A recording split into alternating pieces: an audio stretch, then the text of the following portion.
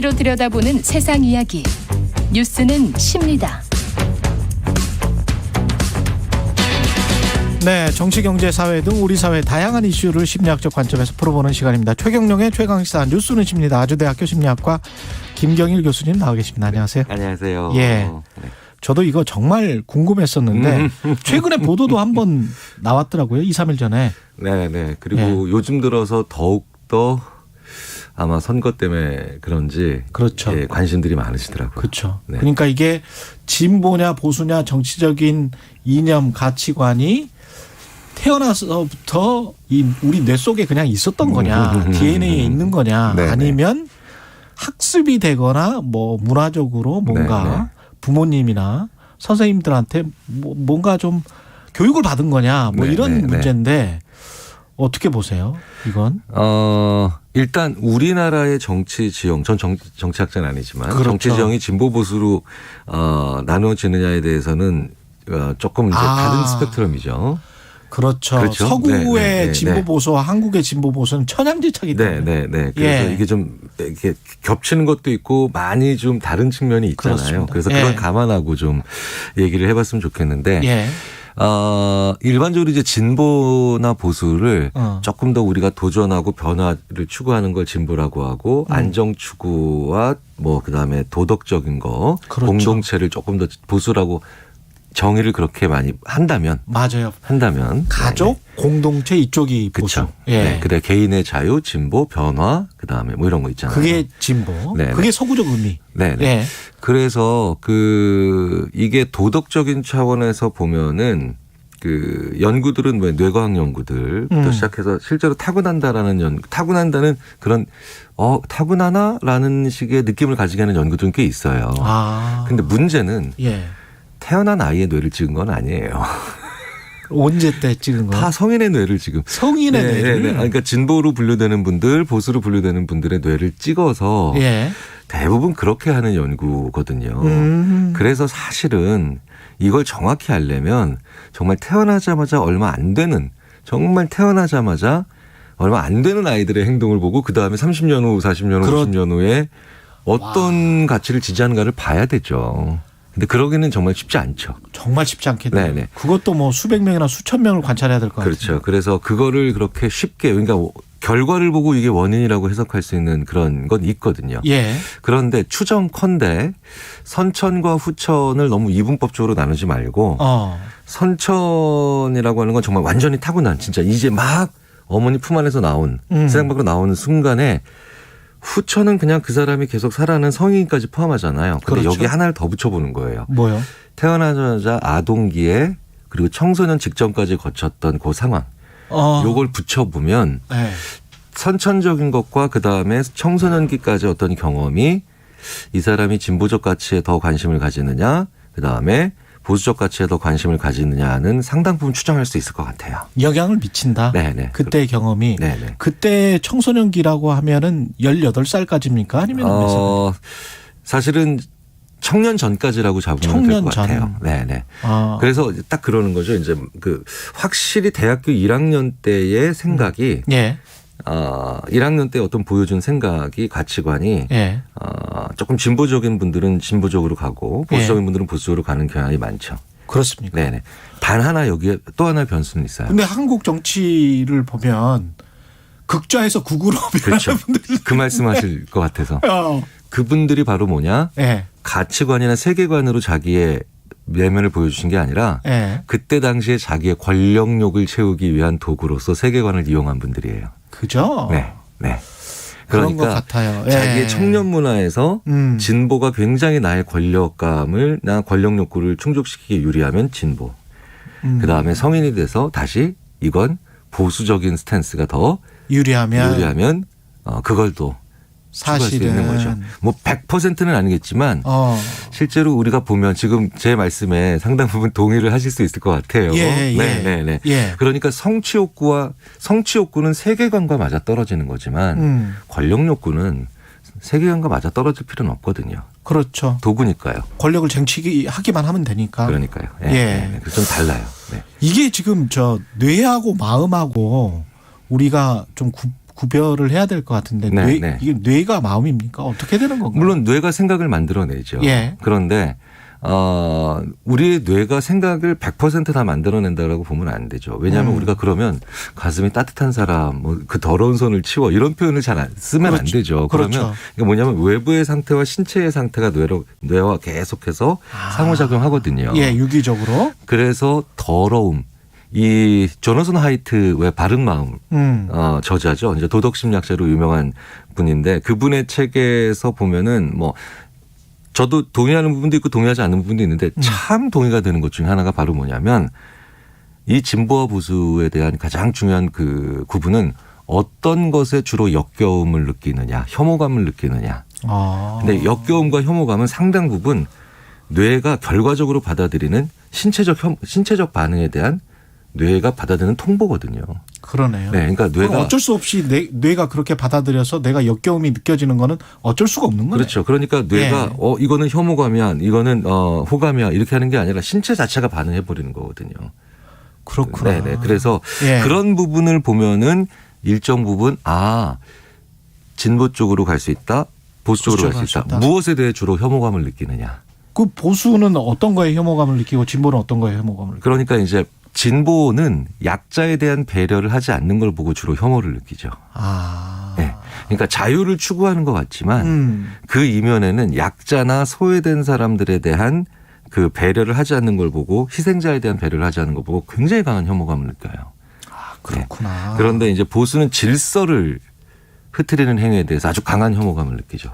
그러니까 불안도 그쪽에 어느 쪽에 느끼느냐에 따라서 그게 달라지거든요. 근데 그렇게 치자면은 신경세포의 구조나 아니면 어떤 특정한 것에 대한 혐오감에 대한 반응 상당 부분 타고날 수 있죠. 근데 다시 한번 말씀드리지만 진보적 성향, 성격, 보수적 성향, 성격 어느 정도는 타고날 수 있지만 다시 한번 말씀드리지만 여기에 또 다른 변수가 있죠. 진보적 성품과 보수적 성품은 타고나는 게 아니죠. 성향하고 성품을 어떻게. 그러니까 성격적인 것은 상당 부분 타고납니다. 심지어는 왜 화학적으로 타고난다. 특정 호르몬의 이퀄라이징 배열로 인해서. 성품은 내가 느낀 혐오감이나 내가 추구하는 가치를 다른 사람들과 얼마나 공존하면서 상대방을 적대시하지 않으면서 가져갈 수 있느냐. 그거거든요. 그러니까 그 정치적인 어떤 혹은 가치관적인 그런 그 세계관적인 그런 진보 보수적 차원에서 가장 중요한 건 나와 다른 상대방을 적대시하지 않는 공존하면서 갈 수 있는 성품을 만들어내는 게 제일 중요합니다. 그러니까 성향은 다 다른 게 나와 다른 게 당연한 거고. 그렇죠. 네. 그거를 인정하면서 그 사람의 의견을 진중하게 듣는 그런 어떤 성품. 네. 그 성품은 잘 모든 사람들이 개발을 해야 된다. 그렇죠. 그걸 잘 개발할 수 있고 그다음에 잘 그런 그 성품을 보인 분들을 사회적으로 좀 더 중용할 수 있는 분위기가 중요하죠.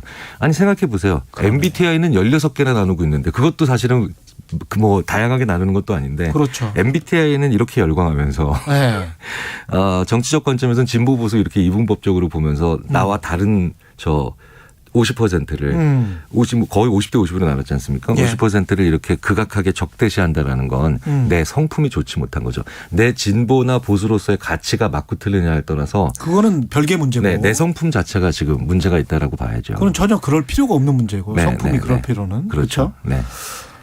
좀 정리가 됩니다. 그러면 그 아까 질서를 말씀하셨고 질서를 무너뜨리는 사람을 굉장히 싫어하는 게 보수고 사회적 약자 소수자를 짓밟는 사람을 너무 혐오하는 게 진보다라고 하면 두 가지를 다 싫어하는 사람이 있을 수 있잖아요. 비슷하게. 그런 사람들이 중도입니까? 그 중도라고 부르는 분들을 이렇게 거리적인 측면으로만 보자면은 물리적 위치로만 보면 중도지만 여기에는 그 두 가지가 다 싫어하는 분도 있지만 두 가지 모두에 크게 큰 관심은 없지만 개인의 자유. 사실 그래서 진보든 보수든 강하게 지키고 싶은 게 있는데 그게 약자에 대한 배려 그다음에 보수는 공동체에 대한 질서지만 이 두 개의 큰 관심이 없는 상대적으로 관심이 적다고 표현을 해야 되겠죠. 그렇죠. 개인의 자유. 그러니까 진보주의자가 자유주의자라고 하는 건 대단히 큰 그 착각일 수도 있다는 거예요. 그렇죠. 그러니까 그래서 진보와 리버럴을 구별을 해야 되는 거 아닙니까? 그렇죠. 네, 그렇죠. 네. 그리고 지금도 보면 이렇게 진보주의자인 분들이 그렇게 자유에 대해서 강하게 주장한다기보다는 약자에 대한 배려가 없을 때 강하게 분노하잖아요. 맞아요. 네네네. 그러니까 이게 대부분의 학자들이 정치적 성향이 진보, 그 다음에 보수, 그 다음에 그 안에 개인의 자유가 어느 쪽에도 포함되지 않는 분들이 계신데 맞아요. 자 보십시오. 개인의 자유에서 우리가 자유라고 하면 마치 영화에서 나오는 그런 그 미국 독립 기념일에서 나오는 그런 것 같은 독립투사들 이런 것만 보이지만 아니죠. 경제적인 데서도 굉장히 자유로운 분들. 맞아요. 그러니까 아주 슈퍼리치가 되고 싶은 분들부터 시작해서 아니면 내가 좀 덜 쓰면 되지라고 하는 분들. 네, 이런 여러 가지 형태로 그 자유의 형태는 행동은 정말 완전히 다른 방식으로 나타나지만 난 자유로워지고 싶어. 그래서 왜 그게 최대의 가치. 그렇죠. 전대. 네. 그렇죠. 저는 전형적인 리버럴이네. 네네네. 그러니까 그분들이 이쪽에서 봤을 때는 진보고 이쪽에서 보면 보수고. 왜냐하면 우리 쪽 가치관이 아니니까. 그렇죠. 네. 그러니까 최소한 이런 말씀을 드리는 이유는 우리가 이분법적으로 나누는 구조가 결코 좋은 구조는 아니죠. 세포적으로 이분법적으로 타고났다 치더라도 변수를 만나면서 다양한 형태로 가거든요. 다양한 형태로 가니까 중요한 건 그 상황에서 상대방을 이해할 수 있고 상대방을 적대시하지 않는 자세가 그 무엇보다도 필요한데 오늘 조나선 하이트 이분을 제가 많이 인용하네요. 이분이 실제로 부인도 한국 분이고 네, 그래서 한국에 자주 오는데 상대방을 적대시하는 이 분위기, 한국의 민주주의에 대해서 굉장히 긍정적으로 평가하고 높이 평가하는데 스스로 만들어냈잖아요. 네, 그런데 이 적대시를 하는 거를 우리가 줄이질 못하면 한국 분들에게 이렇게 충고드리고 싶다고 얘기하죠. 우리 꼴 난다. 미국 꼴 난다. 맞아요. 우리 정치가 점점 더 미국 정치와 그렇죠. 점점 비슷해지죠. 그것을 두려워하는 정치학자분들 굉장히 많습니다. 네네네. 그런 조언을 하시는 걸 보면은 밖에서 하는 걸 보면 우리 국내에 비슷한 고민을 하는 분들이 많은 걸 봐서 또 이런 상통하는 것 같아요. 닮으려면 이제 독일 정치나 이런 유럽 정치를 좀 닮았으면 좋겠는데. 그러니까 국력은 미국을 닮으면 좋겠지만 미국이 정답이 아니니까요. 그럼요. 정답이 아니거든요. 오늘 방송 이 코너 듣고 내가 어디에 속하는지 문자 보내주시면 3분 뽑아서 특별히 커피 쿠폰 드리겠습니다. 자, 보수, 진보, 리버럴 중도. 이게 3개입니다. 참여번호 샵 9730, 긴 문자 100원, 짧은 문자 50원입니다. 야, 교수님 나오니까 이런 것도 PD가 만들어주네요. 스페셜 헌정입니다. 특별 헌정. 정말 제가 큰 감사를 드려야 되겠습니다. 아까 청소년기 경험 말씀하셨잖아요. 네네.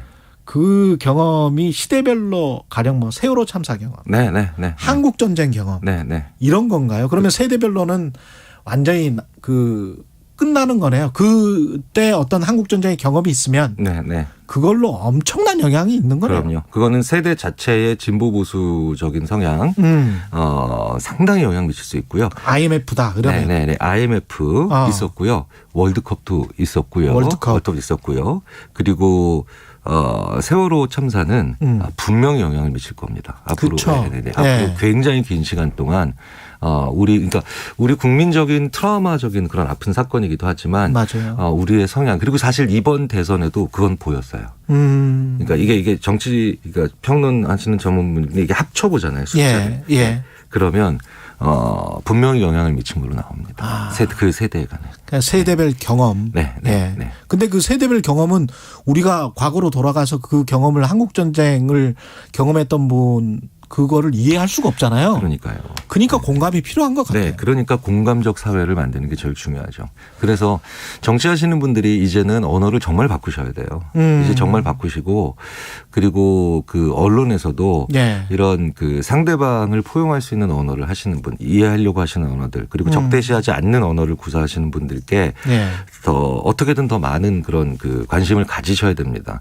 그걸 하지 않으시면 다시 한번 말씀드리지만 우리가 별로 안 이뻐하는 좋아하는 하지 않는 그런 앞선 정치 시대적으로 더 그 예전이 돼버린 정치의 시스템을 찾아갈 가능성이 커요. 네. 알겠습니다. 갈림길인 것 같습니다. 예. 네. 오늘 또 레전드판을 녹음을 하신 것 같아요. 너무 좋습니다. 예. 지금까지 아주대학교 심리학과 김경일 교수였습니다. 고맙습니다. 감사합니다. KBS 1라디오 최경련의 최강시사 듣고 계신 지금 시각은 8시 45분입니다. 이 시각 출근길 교통정보입니다. 최대를 보인 출근 정체는